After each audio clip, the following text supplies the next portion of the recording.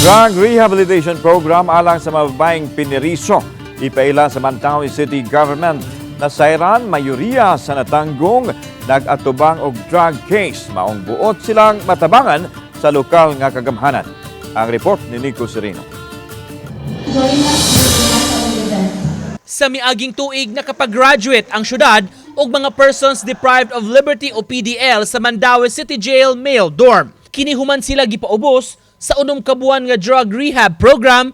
Tumong niini mabag-o ang ilang kinabuhi ug maandam sa ilang pagbalik sa komunidad. Sa pagkakaron, nagpadayon pa ang programa alang sa batch 2 sa mga male inmates. Kining maong jail-based drug rehab program nga una nang nasugdan sa male dormitory, himuon usab sa syudad sa female dorm. Nakig-alayo na ang Mandaue City Substance Abuse Prevention Office kun maksapo aron masugdan kini nga programa.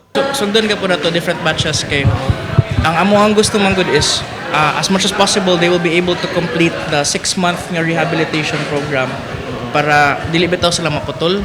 Dunay kapinsa sa kagatos ka mga PDLs sa Mandaue Female Dormitory. Mato di Manzano, mayoriya niini kasong drugs ang giatubang. Mao nga importante kuno nga mahatagan og intervention ug rehabilitation. In jail rehabilitation, there's no need for them to go na magawas para po ni siya nga ma-serve na to kay similar with the male dormitory, medyo nasa 85% ang ato ang mga drug cases.